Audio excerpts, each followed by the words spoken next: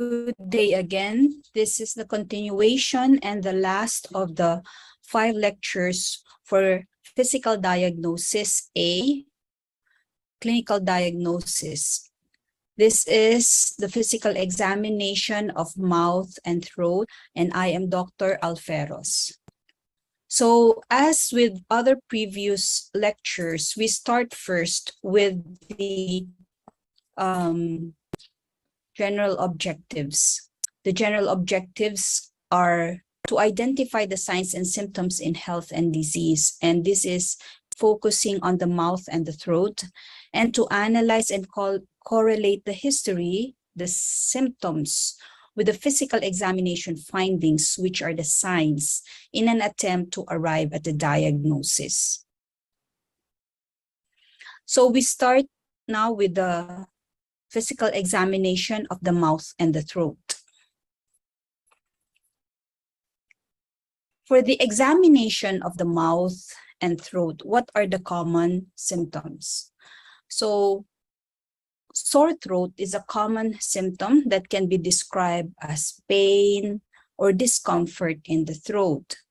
The most common problem that we encounter with sore throat is an acute upper respiratory infection. Now, this acute upper respiratory infection usually will have a fever in history taking. And when you examine, there can be tonsillar exudates, and you can have swollen and tender anterior cervical lymphadenopathy on palpation of the neck area. If it is upper respiratory infection, cough is usually absent. The most common culprit in acute upper respiratory infection is streptococcal and Fusobacterium necrophorum pharyngitis. Now, to differentiate the streptococcal, there are non-streptococcal pharyngitis.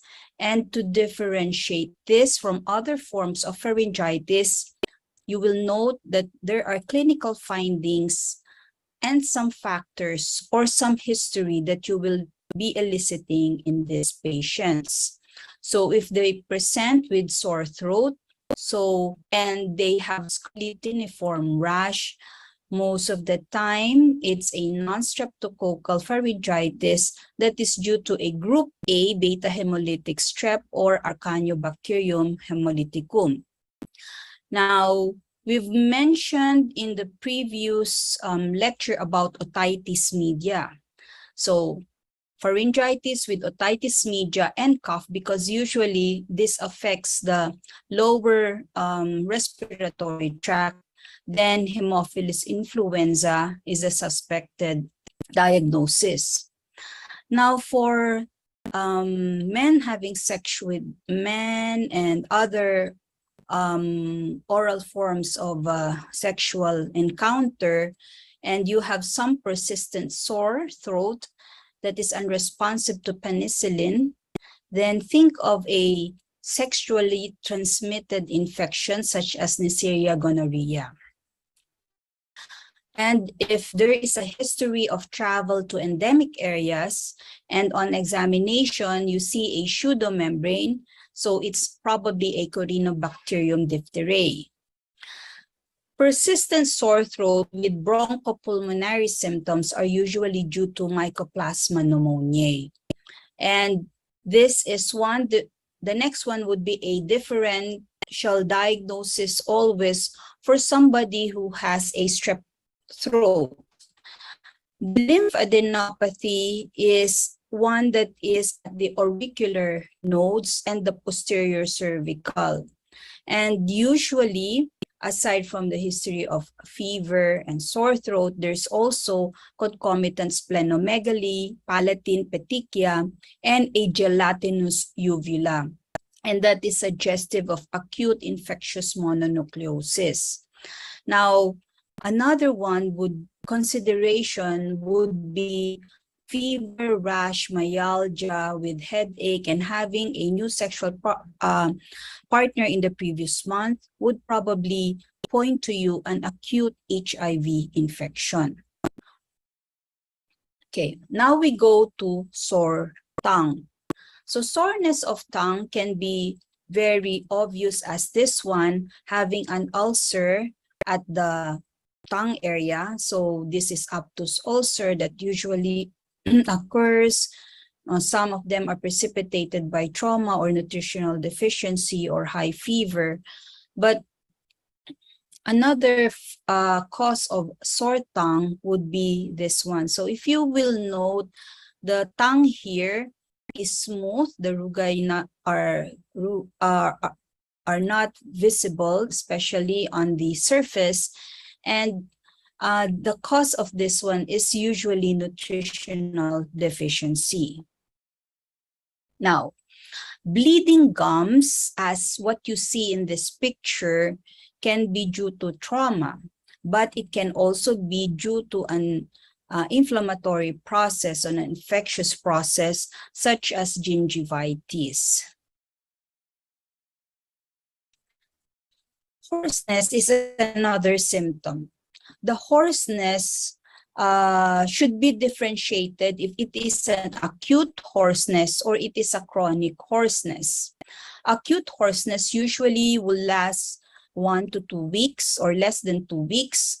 And usual causes would be voice overuse, as though these are seen in those who are using their voice. So teachers, singers, announcers, no? And it can also be due to acute viral laryngitis or neck trauma. For those who have more than 2 weeks, okay, duration of hoarseness, it may be a finding in hypothyroidism or reflux. So you also have to ask for symptoms of possible epigastric discomfort that goes up into your chest and in your throat. Vocal cord nodules can be seen in those who use their voice a lot. So it can start from acute hoarseness from voice overuse, and later on nodules develop in the vocal cords. So some of the singers develop vocal cords, no? Head and neck cancers can also be a reason for hoarseness, as well as thyroid mass, and some neurologic disorders like Parkinson's disease, ALS is amyotrophic lateral sclerosis, and myasthenia gravis. Now, when we examine the mouth, we start from external going inward as with other organs, no? So we start first with the lips, then we go to examine the oral mucosa. We look at the tongue, the hard palate, we look at the gums, teeth, and we go to examine the uvula and the posterior pharynx. So we start first with lips. The first that we will notice would be the color of the lips. So here in the first picture, you see a lips that is violaceous, bluish. So we call this central cyanosis, and this occurs in children, especially if there is a congenital heart disease wherein there is a right to left shunt, or there is a decrease in the oxygenation.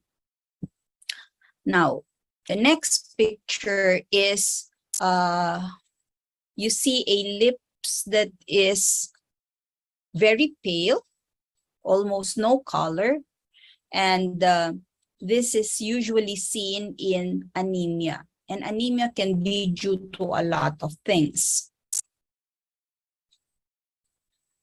Findings in the lips can be seen at the sides, and you will see softening and fissuring at the angle of the mouth. You call this angular cheilitis. And the possible reason for this one is nutritional deficiency or just overclosure of the mouth because there is no teeth or ill-fitting dentures. So you see this especially in the elderly. In contrast to this type, wherein you see especially the lower lip is usually dry, scaly, and everted, and you call this actinic cheilitis. And this is the actinic here is because of from excessive exposure to sunlight, and this is a pre-cancerous condition. The next finding, you will see the lower lip here is swollen. So it is a localized subcutaneous or submucosal swelling. You call this angioedema. And there are two types that may cause this swelling. It can be due to a mast cell triggered event, such as an allergic reaction, and can also be triggered by non-steroidal anti-inflammatory drugs. And the other type is related to bradykinin and complement-mediated factors, such as what happens in a reaction to ACE inhibitors, some of the hypertensive medications. Okay, this one you will see those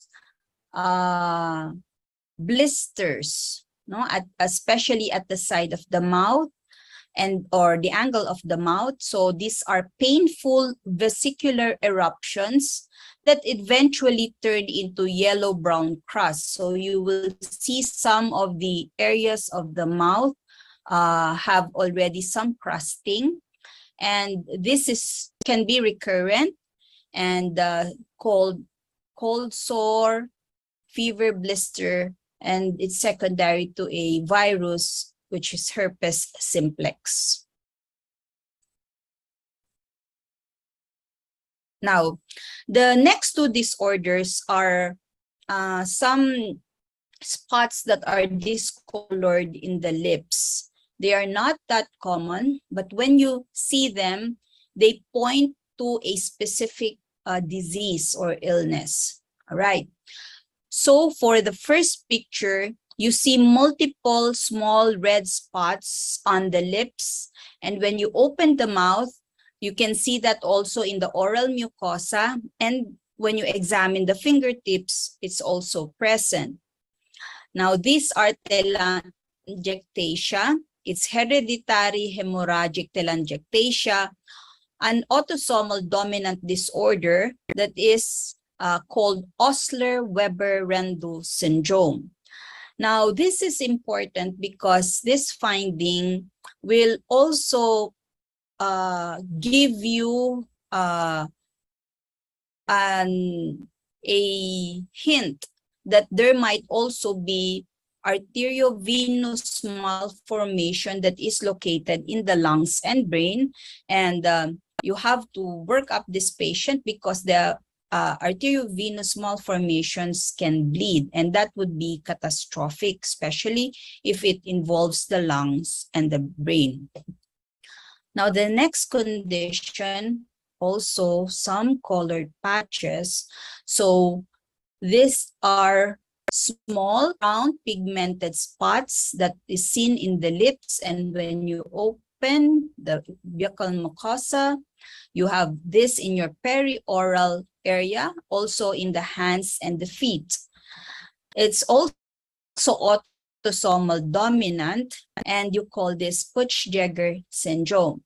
Now, why is this important to note? This syndrome also has intestinal polyposis, and the intestine polyps are risk factors for developing cancer in the intestines. So, next condition in the lips. The next condition, it used to be, we haven't seen these conditions for a long time until HIV came about. Now, this one is an ulcerated papule. It has indurated edge. And this can also be seen aside from the lips. It can also be seen in the pharynx. So when you open the mouth, you will see the same lesion in the anus or vagina. And the clue here, it is painless, non-suppurative, but this is infectious.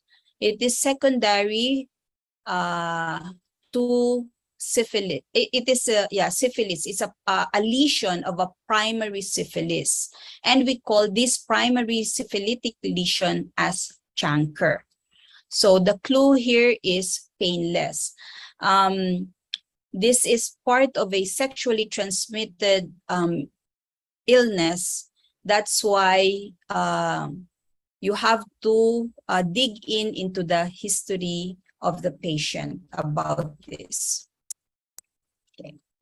Now, in contrast to this next lesion of the lips, so they are different because, again, it's in the lower lip, but it is a scaly plaque, no? Sometimes it has an ulcer with or without crust, or it might be a nodular lesion. Okay, so this is a carcinoma of the lips, and the most common would be a squamous cell carcinoma. If you recall, the lips look like also has the actinic cheilitis, no? So as seen on the previous picture, so that is a precancerous condition. And this one, once this occurs, this is more of a carcinoma of squamous cell, no? Squamous cell carcinoma of the lips. We now go to the oral mucosa. So earlier we talked about sore tongue with aphthous ulcer. So you can also have sore mouth, and you can also have aphthous ulcer. So aphthous ulcer can be anywhere in the oral mucosa, and it can give you this kind of lesion. Okay. Again, it can be due to trauma, nutritional deficiency, or some of the viral infections can cause also ulceration. For the oral mucosa, you can see small yellowish spots in the buccal mucosa, and sometimes you see this in the lips. These are normal sebaceous glands, so this can be seen as this one, yellowish spots. Now, we call this Fordyce spots or granules. So they are totally normal. Now, not all will have these kinds of spots, but if you see these kinds of spots, they're normal sebaceous glands. In contrast to this one, also at the buccal mucosa, and it is small white specks that resemble grains of salt. So para siyang asin on a red background on the buccal mucosa near the first and second molars. This is very transient. You may miss this one. It's an early sign of measles. So if you're suspecting somebody who has a measles, you look for this one, no? Because it's an early sign of measles. So you don't have a lot of lesions of measles yet before you see this one. You call it Koplik spots.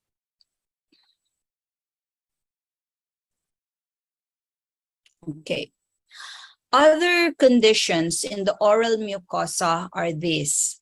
So the first picture, this one is very common, no? Especially now if there is an infection in dengue, no?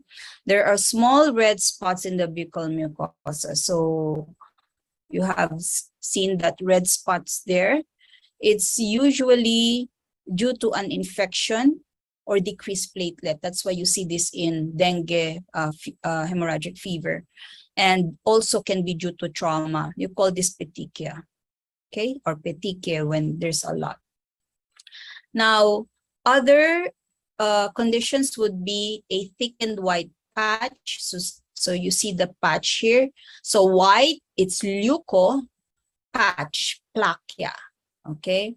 And this is a condition related to those who are chewing tobacco. And it can be also seen in HPV, it's a viral infection. So human papilloma virus. This is very important to note because this can also be a precancerous condition. So this can lead to carcinoma of the oral cavity.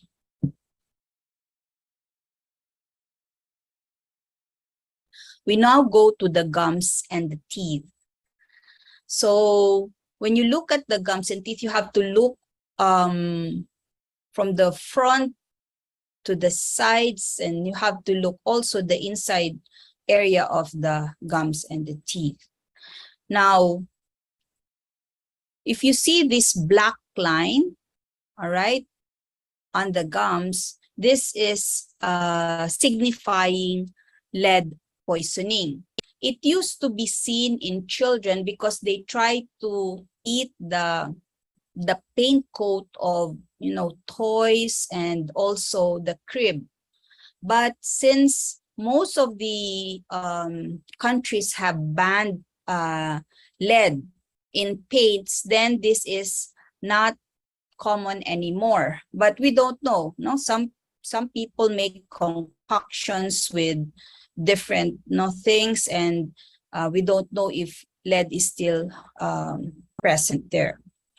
Now, this one, you will see the redness of the gingiva and swollen interdental papilla.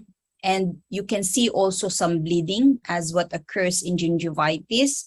So it might be due to a very poor oral hygiene. Okay. Other conditions in the gums and the teeth would be this too. Now you have to differentiate the two because the other one might be more related to more severe conditions. So the first picture, you will see red and swollen gingival margins, and you see blunted interdental papilla. Now, you call this marginal gingivitis that can be seen in adolescents, in early adulthood, and in pregnancy. You can differentiate it to the next condition. Also, you see enlarged gums that are swollen, heap up. But the difference is that the masses here may cover the teeth. In the first condition, usually the teeth can be seen, so it doesn't get covered. So if you look at the second picture, some of the teeth, like the ones below, are covered already. So your incisors are almost are partly covered already by the gums. You call this gingival hyperplasia, and you see this in those who are taking phenytoin, who have are taking this for seizure for a long time. It can also occur in puberty and pregnancy, but the important thing is you have to differentiate this because this can also occur in those who have leukemia, gingival hyperplasia. Now, moving on, we go to the roof of the mouth. So here on examination, there's actually some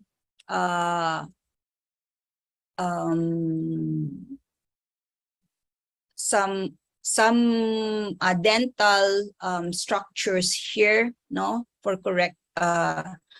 correction. So it seems that the one that you have to note would be that center, the midline bony growth in the hard palate. So this is common in adults, but it is harmless. It's just a bony overgrowth. So we don't do anything about this one, but probably if you have some dental procedures or dental implants like this one, they have to reshape the implants, no?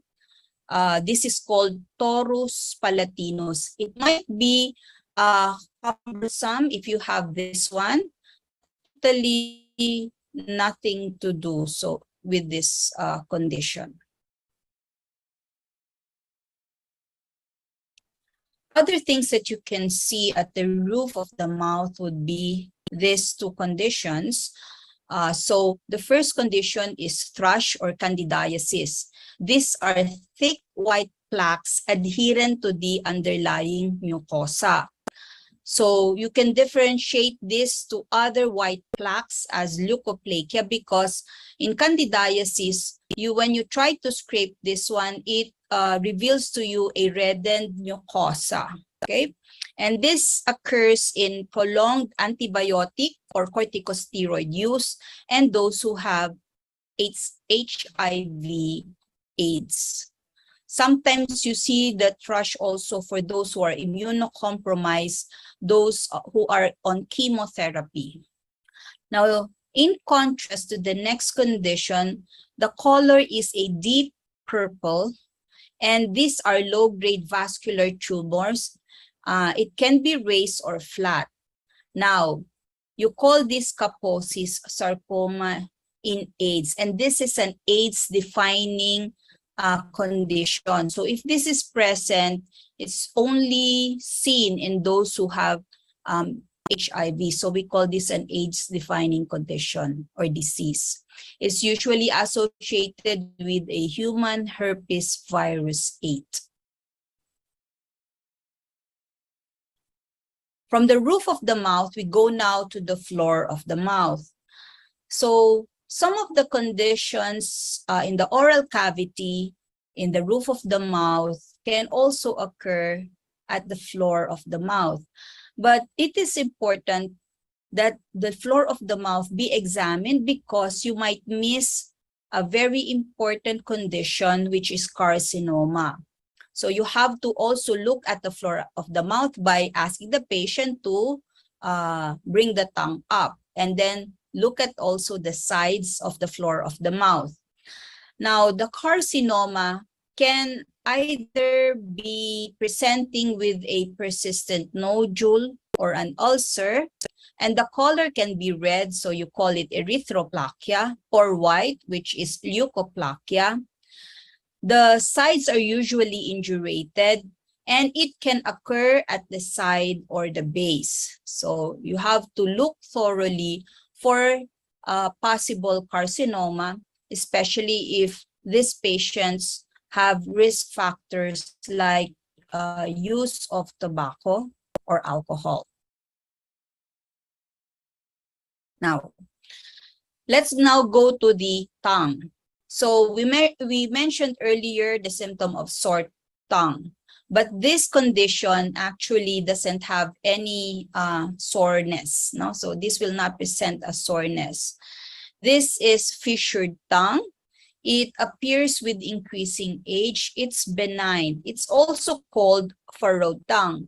The only problem with this one as it develops is that the food particles might go into the fissures, and you might have poor oral hygiene. You can have bad breath if that occurs. So that's the only thing that you have to ask about the patient. So this can lead to a poor oral hygiene if it's not taken care of well. The next condition, you've seen this previously, is a smooth tongue. You call this atrophic glossitis.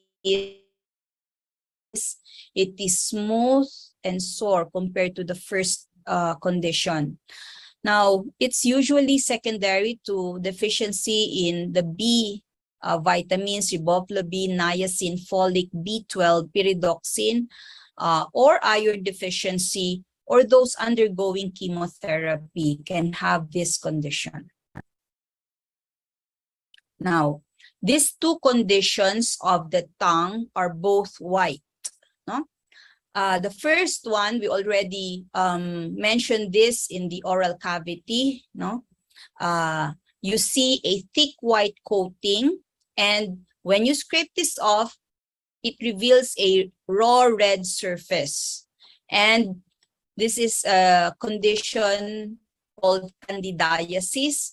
And the reason for this candidiasis is because of immunosuppression from chemotherapy or prednisone. Yeah, you can have prolonged antibiotics Yeah, you can see this also in HIV. In contrast to this next condition, no, it's also whitish. It has raised areas, feathery or corrugated pattern. However, this whitish, no, surface cannot be scraped off. And this is hairy leukoplakia that you see in viral infections such as the EBV or Epstein-Barr virus, HIV, or in full-blown AIDS. Other conditions of the tongue. One is a geographic tongue. So you can see the tongue having scattered smooth red areas of denuded papilla. So with normal, rough, and coated areas, so the denuded papilla is the one that is more posterior, and the normal is the one that is anterior. It is map-like. So you see geographic, no, map-like pattern that can change over time. This is totally benign. In contrast to the next condition, also benign condition, however, the color is different. So it looks hairy, yellowish to brown, and black. It is hypertrophied, and it has elongated papilla. Compared to the one, it's denuded, wala yung papilla. Now, this black hairy tongue can occur in candida infection and bacterial overgrowth, and also seen in antibiotic therapy as well as poor dental hygiene. Okay. You usually examine the tongue on neutral position before asking the patient to move the tongue. But at the end, if the tongue is usually at the midline, you ask the patient to move side to side, to stick out the tongue, to check if there is any weakness in the muscle or affectation of the nerve. So if the tongue points to the side, like here it points to the right, so it usually tells you that the lesion is on that side.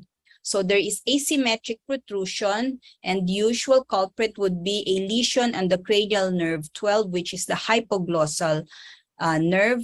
And here the lesion is on the right side. So we mentioned earlier that anywhere in the mouth, carcinoma can be present. So tongue can also be an area where carcinoma can grow in the oral cavity. And it can be a persistent nodule or an ulcer. Again, it can be red or white, especially if it's indurated, you think of carcinoma. Usually, it's a squamous cell carcinoma on the base or the side of the tongue.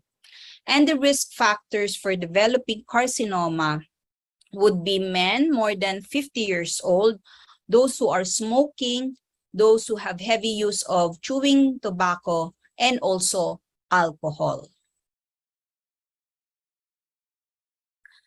We go now to the soft palate and the uvula.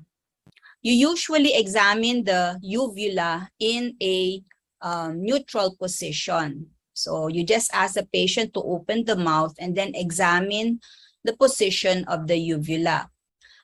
Some of them will already have a deviation without asking them to say ah. So if that happens, then usually if the soft palate fails to rise, the uvula also deviates to one side. Here it deviates to the left. Then it signifies a problem in your cranial nerve 10, and it's usually a paralysis, which is opposite the deviation of the uvula. So the tongue will be on the same side of the lesion. For the uvula, it deviates opposite the lesion. We go now to the more posterior part, which are the tonsils. So if you look at this picture, this one will show you a red throat, posterior pharynx, as well as the tonsils. You see white exudates on the tonsils. And this is common with a group A streptococcal infection, and especially if there is fever. So I've mentioned earlier that both of these tonsils can be red and inflamed, no? So you can have exudative tonsillitis, but to differentiate one that is bacterial and one that is viral is to palpate for the lymph nodes. So for the group A streptococcal infection, the adenopathy is in the anterior cervical lymph node, but the infectious mononucleosis is usually posterior cervical lymph node as well as at the back of the ears. Pharyngitis is inflammation of the back of the throat, so your pharynx. It can be mild, like the first picture, or moderate. So you just see mild, moderate redness, some vascularity of the pillars and the uvula. But the pharyngitis can also be described as having a diffuse, intense redness, as you see on the second picture, wherein the patients would complain of sore or scratchy throat. And the culprit can either be a viral or a bacterial infection. Now, to summarize the lesions, there's several tables that you can see in your Harrison, because some of the lesions on one area can also be seen on the other parts of the oral cavity. And most of the lesions here you will see will be vesicles. So an example of vesicles, we've mentioned about herpetic, no? Gingivostomatitis, you have herpes simplex, you also have herpes labialis, and chickenpox and zoster. No, they can present with vesicular lesions, but the areas of predilection would be different. So that is an important differentiation when you look at the lesions. Like if you have in chickenpox, it's more on the gingiva and oral mucosa. However, for zoster, which is an reactivation, the one that is affected might be the cheek, the palate, the gingiva, and the tongue. And it also has other clinical features. So some of them will accompany fever, lymphadenopathy, and some of them won't have any of that. Okay, so these are very important for you to look at. If you, so primary HIV infection, we also mentioned the findings, no? And you can also have other lesions, like the chancre in primary syphilis is usually occurring in the lips, tongue, and tonsillar area. The secondary syphilis is different because it's maculopapular lesions. For tertiary syphilis, it's palate and the tongue. So you can differentiate the lesions by their predilection. Okay.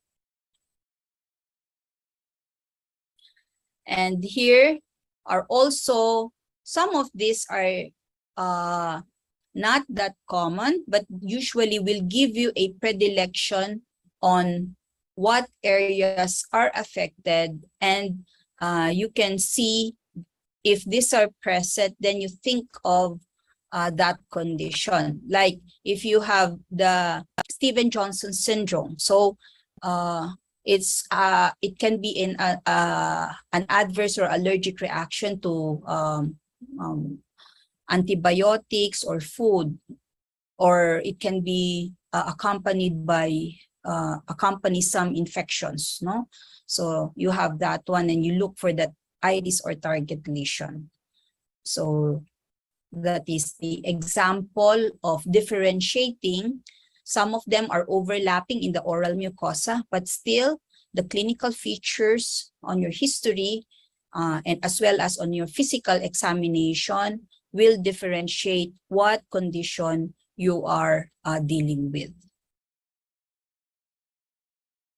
Okay, you see, obtuse ulcer can also occur in a lot of conditions. So it can occur in the buccal mucosa, labial, floor of the mouth, soft palate, and the tongue. Okay, and traumatic ulcers. The usual areas are oral mucosa and near the dentures, if there's dentures. And also you have to differentiate the ones that are more serious, like those who have lymphoma, okay, chemical burns, and squamous carcinoma.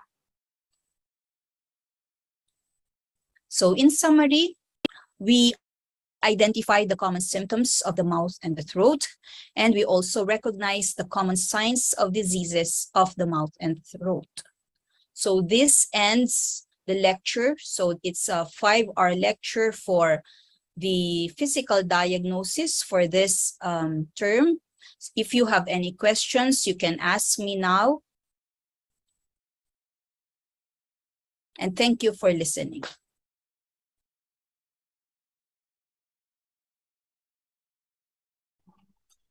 Are there any questions? I don't see any question in the chat box. So because this is our last meeting for the lecture this term, after this you will have your exams. Any question, concerns? So, excuse me. In your references, we said it's Bates because we lifted most of the lecture in Bates, but we included some from Harrison. It's because we think part of the diagnosis and some differentiation and some explanations will be in Harrison. So anyway, I will upload the slides in Moodle. So all the lecture slides will be uploaded in the Moodle. Okay? Wala na kayong question? You're sure? I think kailan ba yung you have a FGD, there's a pre and post and a demo quiz. So meron kayong dalawang exam supposedly. So completed na tayo ng lecture, so you should be okay. Okay?